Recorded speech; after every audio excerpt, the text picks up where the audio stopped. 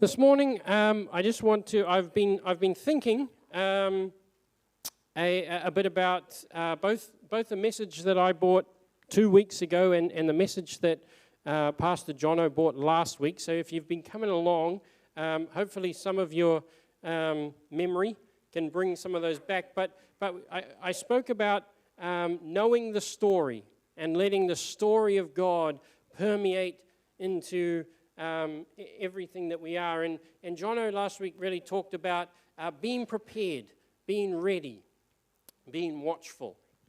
And I really thought about how these two things very much interplay with each other and come together. You see, our getting ready is not just a reaction to the current situation or the time that we are in. Our getting ready is the call to follow Him.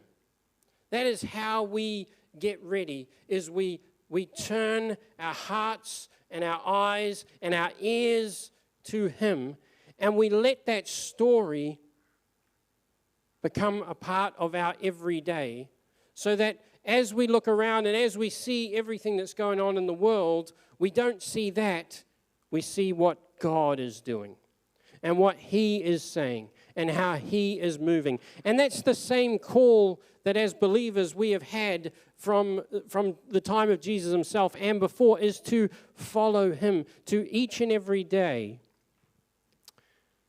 give ourselves over to His story, even in amongst the noise of all the other stories. It's very much an intentionality to practice a preference for God. I'll say that again. It's an intentionality to practice a preference for God. You guys all know that there are so many other options available to us that we can give ourselves over to, give our attention, give our worship, give our heart, give our minds, give our all over to. There are so many possibilities. And so we have to be intentional on practicing a preference for God, so that in each and every day, the thing that our heart longs for, the one that our soul yearns for, is Him. Not the cares of this world, not the distractions of entertainment, not our own selfish desires, but a yearning for the presence of the Most High God in our lives. That has to be our preference. But one thing that can happen with us as believers is we can see God, we can see Christianity as just something that we attach onto our existing life. It's just another thing that we can add into our already full lives of our own dreams and our own desires and our own ways. But I want you, if you've got your Bibles with you this morning, and if not, it'll come up on the screen, turn to Matthew chapter 13 and verse 44 to 46. And you guys have probably heard these parables before. It is up there.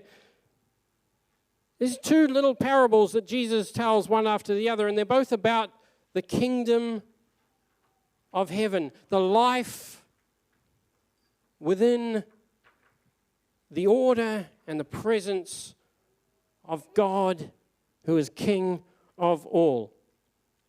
And you notice in both these things, in both of these passages, we'll quickly read it. The kingdom of heaven is like treasure hidden in a field. When a man found it, he hid it again, and then in his joy went and sold all he had and bought the field. Again, the kingdom of heaven is like a merchant looking for fine pearls. When he found one of great value, he went away, sold everything he had, and bought it.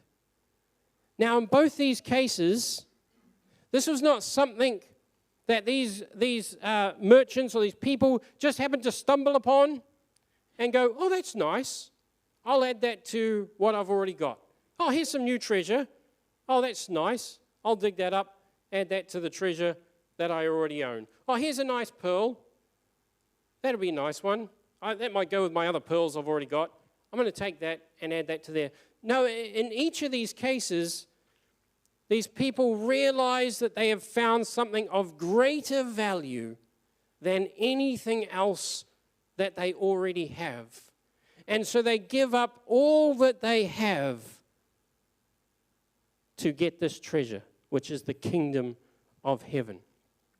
This is not a just add this to my life as a nice additional extra. This is, there is nothing. There is nothing that I have. There is nothing that the world can offer me that has greater value than the kingdom of heaven. And I will give up all that I have to take that gift that is offered to me. You see, our practicing a preference for God doesn't just automatically happen. Our Christianity, if you're a believer this morning, and you may be a new believer, you might not have been a believer for a long time, you might have been a believer for years and years, you might be 90 years old and can't even remember how long you've been a believer. I don't know, whatever it is, it's not something that we just accidentally stumble into and go, ooh, I'm a Christian now, that's nice, I'll add that on, move on with my life. John Mark Comer, who writes a pretty remarkable book called The Ruthless Elimination of Hurry. There you go.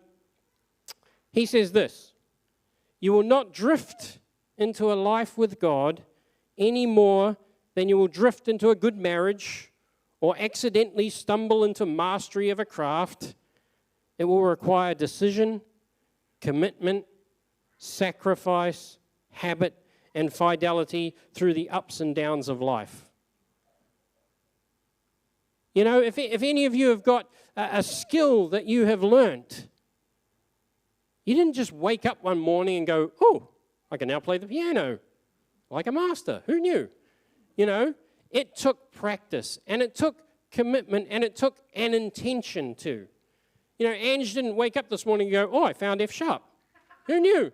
I didn't even know one of those was on the bass. Ange has been practicing the bass, I believe, sometimes. Oh, you've picked one up before at least, haven't you? Yeah. Yeah. Hey, have you done more practicing playing or more practicing smashing it like a rock star? Well, I tried to do both. Okay. Yeah. For those of you who have been married, you know, celebrating a life together with your partner, has it just happened by accident? Has it automatically just, everything's been fine every day because it just happens that way? Neither of you need to try. Neither of you need to sometimes sacrifice something for the other. Neither of you needs to ever think about the other person because it just happens. If any of you are like that, please don't put your hand up because it's just don't rub it in the rest of our faces. But I think for most of us would agree that it takes effort. It takes work. It takes intentionality.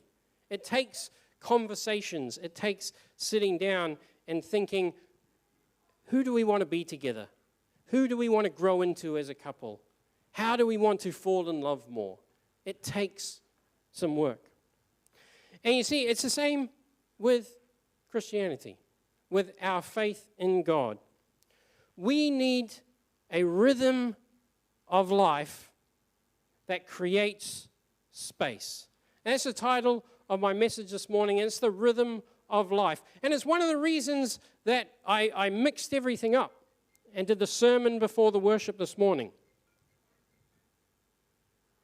Oh, come on, we were grooving to that. You know, our church services on a Sunday morning, they have a bit of a rhythm to them. We expect, when you came in this morning, I think most of you probably thought, hey, we're going to sing some songs, and then we might have, celebration time. You better not forget the chocolates.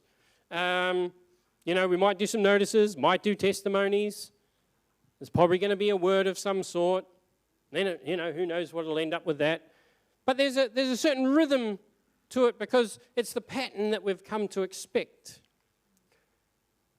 And so I mixed it up a little bit on purpose this morning as a bit of an object lesson, that familiarity of the pattern is part of the rhythm. And we ask ourselves, what is the rhythm of our life? Because every single one of us, whether a believer or not, whether we are one who is daily longing to grow closer to Christ or just cruising along or wherever we are, we all have a rhythm to our life. And the question is the rhythm of your life creating space for God to transform you? That's really the question this morning. So I need some volunteers to help me this morning. And I know some of you are a little bit shy to volunteer when I ask for volunteers because in the past, some people have been burnt. All right, but don't feel like that because there's every opportunity this morning, if you're one of the volunteers, to win a prize. So 3 volunteers. What? Will you only come up if you know the prize? I need you to, if you think you've got a reasonably good memory, will help. I'm not seeing many hands here. What's that? Mal, you've been volunteered by others, so that's as good as a volunteer. Come on up. Lachlan, you want to come up? Come on up then. Eli, all right, get up here. All right. That could have been you guys. That could have been you. I'm just saying. Not yet. All right. Okay, this is how this is going to work. You guys, this is a little memory challenge. What I'm going to get you to do is, in turn, I'm going to get you to turn around and face the projector there. And I'm going to show you a pattern of colors, one after the other. And you guys have to, it'll show through, and then you guys are going to have to tell me, repeat the pattern back to me, okay? You got it? Make sense? Okay, we'll start off. No, you'll each get your own pattern. So we'll start with you, Mel. So if you want to turn to the screen, if we can have that first one up, here we go.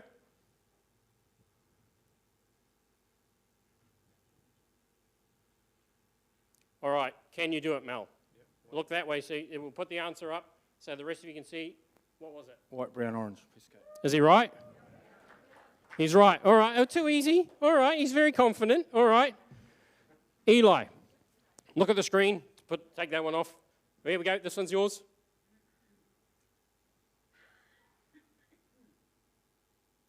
Get it? All right.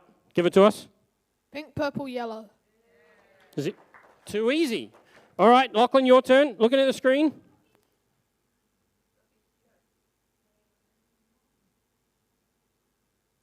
Oh, it doesn't like green very much, does it? I forgot about that. Green shows the camera.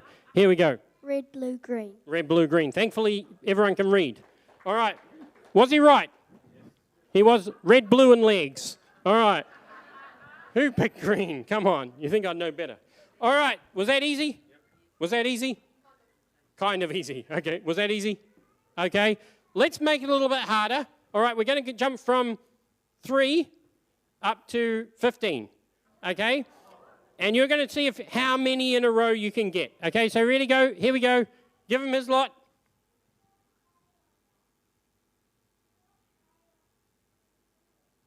Hope you guys are all remembering out there as well. Because you have to tell me if he's right. That's green, by the way.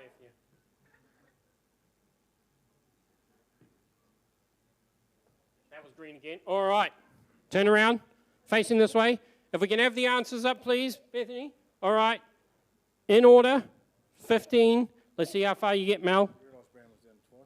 Hey, look, don't just go. All right, here we go. This is going to be awkward now. Don't think I've got them watch down. That's white, brown, green, pink, purple. No, sorry. It was white, brown, orange. Black, red, purple, pink, yellow. Well done. So you got to 2. All right, so that's not bad. Give him a hand. Give him a hand. That's all right. All right. Eli, facing the screen. Yours is about to start. It's going to be different, so don't bother trying to remember that. Here we go.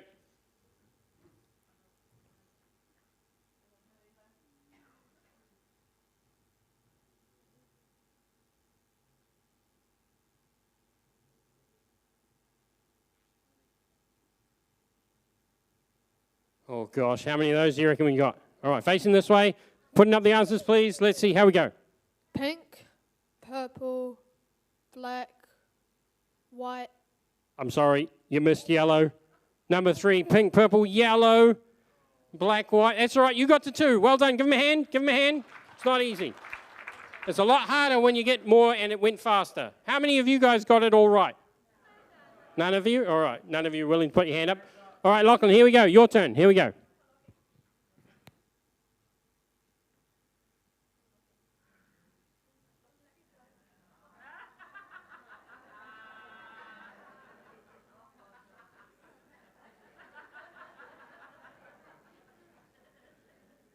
Okay, 15. Let's see how well you do, Lachlan. Here we go. Put the answers up, please. Don't look. Don't look. Red, blue, green, red, blue, green, red, blue, green, red, blue, green, red, blue, green. 15 out of 15. He really showed you guys up, didn't he? Oh, that's a bit no. No, here we go. Everyone a bar, because obviously that was rigged. Oh, you're all going to. Okay, here we go. What? You want a blondie? There you go. That's all. Well done, guys. Give him a hand. Give him a hand. Obviously was rigged, if you didn't notice. But it wasn't rigged specifically for him to win. But you know what? In that last one, there was a rhythm. There was a pattern. And that's what made it so much easier for Lachlan to memorize all 15 of those as opposed to the 2 that the other guys got, which were completely random. There was no pattern or rhythm to theirs one, and it was going fast. But because of that pattern and rhythm, Lachlan didn't have to go back and remember all the way back to 1 by the time he got to 15. He just had to remember 3. Repeated, repeated, repeated. And this is the same in our lives. If we have a rhythm of life that directs our heart towards God, then a pattern starts transforming within our life and within our character that is shaped by God, and it becomes the most normal and natural thing to look to Him, to follow Him, because there is that pattern in place. It is not a matter of a situation arises and you sit there going, oh God, what do I do here? What should I do? Do I talk to this person about Jesus or not? Because you have that rhythm, when the situation arises, you automatically know that this is where the heart of God is flowing, and you can get in behind that. You know, Christian tradition has a name for this structure that enables us to say yes to the process of spiritual transformation day in and day out. And they call it a rule of life. Who here has heard that phraseology before? Rule of life. Some of you have done the Emotionally Healthy Spirituality course, will have heard that term before. Any of you have read any of the earlier church fathers may well have heard that term before. But a rule of life is this. It's simply a pattern of attitudes, behaviors, and practices that are regular and routine and are intended to produce a certain quality of life and character.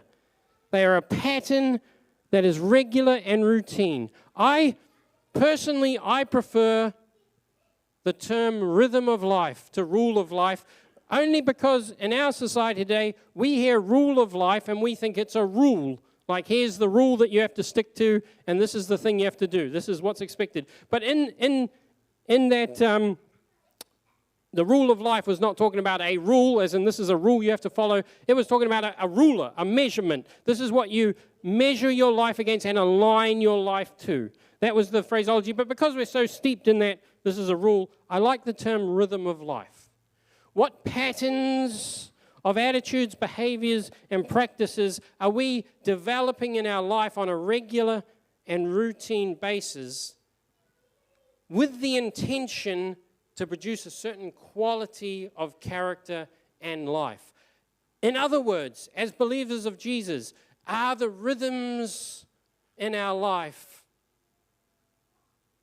shaped in a way for us intentionally to follow in the way of Jesus? Remembering that it's not just something that accidentally happens. You see, when we create a rhythm, that's what allows the story to permeate into our hearts. When we develop a rhythm, it's what allows us to be constantly and consistently transformed.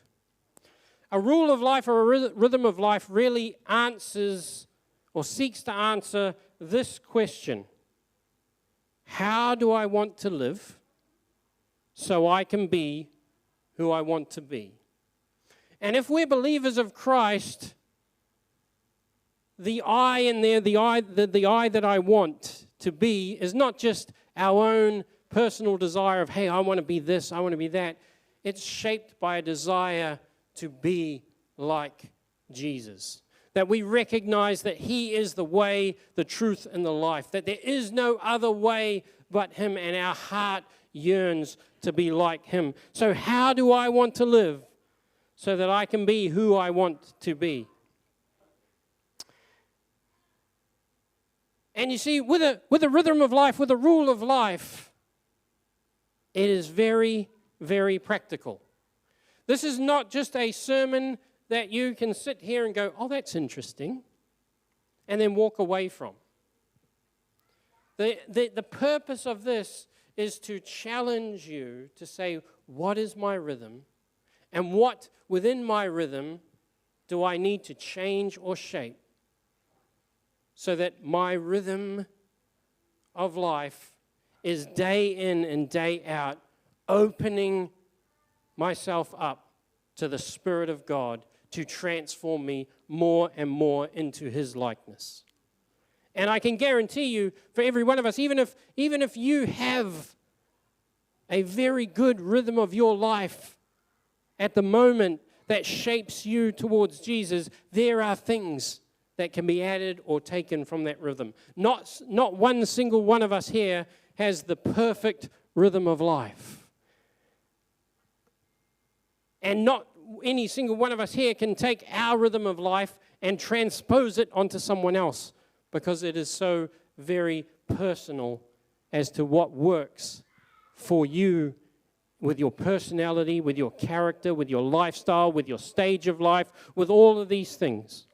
But here are a couple of practical points to help you either create, if you don't already have a rhythm of life that is pointing to you towards God, or you have one and you want to review it and look and think about how you can change it. Here's a couple of practical points. First of all, you want to keep it simple and personal. As I said, you are not trying to copy someone else's rule of life. You are not trying to bring in every single thing that the Holy Spirit puts His finger on and says, hey, it would be really helpful if you looked at this in your life. Or do you realize that this little thing you've got here is distracting you from me? Don't try and take everything. Take one of those things to begin with. You know, whatever it could be. I hesitate to even give examples because I don't want you to hear the example and go, oh, that's it. Whatever that might be, keep it simple, keep it small, keep it personal. Make it practical and realistic.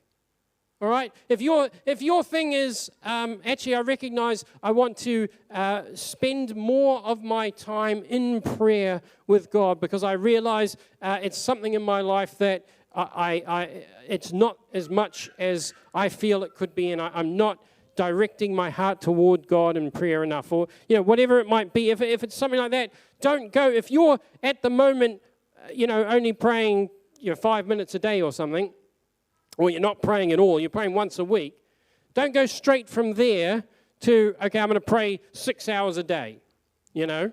Don't jump straight from what you are currently at to where you would love to be one day. But go, hey, if I'd love to be constantly in prayer, all the time my mind turned towards God, what's one little practical, realistic step I can do today that I can start working on today to work me towards that? Flexible. Again, this is, why don't you like using the term rule of life so much? This is not a stringent rule that you stick to. You want this to be flexible because you want this to be a rhythm. There are ebbs and flows to a rhythm, like a piece of music. It can crescendo and come down. There's different times. There's different stuff that comes up in our lives. You might well have in your rhythm, you might say, every day I want to start the day with just being quiet before God, before I do anything else, before any distractions enter into my day, and I want to give it an hour or whatever it is, you know. I want to give that time to just start the day in quiet before God. But if you've got young kids at home and you've decided on that, you might well find yourself, that works some days, and other days you have a toddler coming screaming into your room, you know, demanding whatever it is that toddlers demand all the time. You know, they need your attention. They need things. So you be flexible with it. You recognize the stage of life you're at. If something comes up, someone needs you or something like that, you don't go, oh, sorry, look, I can't be there for you right now because I've got to it's my, you know, special alone time now or whatever it is. You be flexible with it. You're allowed to be flexible. It's fueled by desire and not compulsion. I really should have put this one first because this is the most important one. If you create a rhythm of your life based on the thought that, man, I really should do this. I'm a Christian and I probably should do something like this because, you know, the pastor said so in the sermon, or, you know, my friends are doing it. If it's driven by compulsion and not by a desire to draw closer to the heart of God, then it will just become religiosity. It will just be something more that you've added to your life to, you know, just try and tick that box or please God with your works. It needs to come from a heart and a love for Christ. That needs to be the starting point and the foundation block. It needs to be shaped by the way of Jesus. Again, I mean, you can create a rhythm of life around anything. You could model it around someone else in the world that you think is one of your heroes or something like that. You could look at someone else who works, you know, 100-hour weeks and is hugely successful and, you know, earns lots of money and go, I want that. And I'm gonna, oh, look, I read his biography and he, you know, he starts work at 2 a.m. in the morning and he works through, and I'm gonna shape my life around that. You can do that if you want. But you've got to stop and ask yourself, who do I want to shape my life on? Who do I truly want to shape my heart around? And again, it's something that can be evaluated. Evaluated against Christian character and values. Ask yourself, review it. After trying something for 6 months or something, ask yourself, am I becoming more loving? Am I becoming more merciful? Is my heart turning towards justice?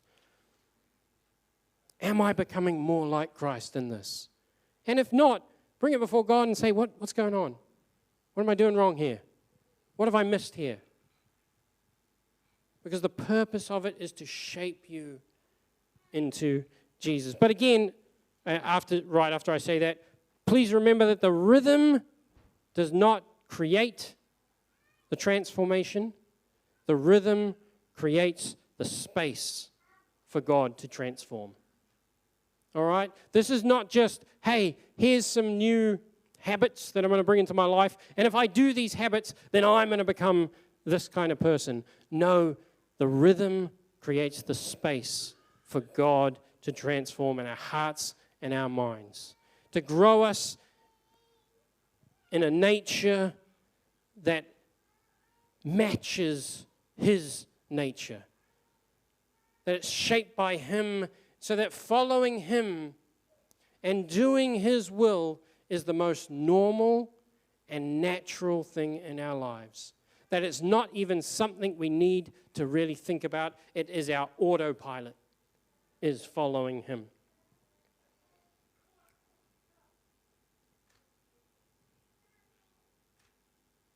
So this morning, I want to leave you with this challenge before we go into worship together. And you can be thinking about this, be bringing this before God as you worship, or you can take this home and look at it and think about it. But this is the challenge this morning. What's one thing? Just one thing. Again, don't try and change everything all at once. What's one thing that you can do that you don't currently do? Or one thing that you currently do that you realize you need to stop doing? Because this is not always just about adding new things to our lives. Sometimes, and more often than not, I find, this is about carving off something that isn't helpful in our lives, that is distracting us from God. But what's one thing that will bring a new rhythm to your life over this next month?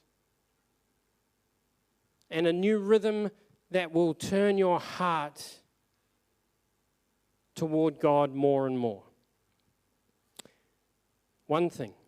And then, who is one person that you would trust enough to share that one thing with and be accountable to them? So that this is not just a, go home and think, oh, I might try that, I might do that. That you have some intentionality to this. And there's someone you can share that with. And that person, you trust them enough to go, hey, how's it going with that? And they're not going to judge you if you come back and go, oh, look, I tried, but look, my week this is what happened and this is what, They're not going to go, oh, well, that was a waste of time. Shame on you.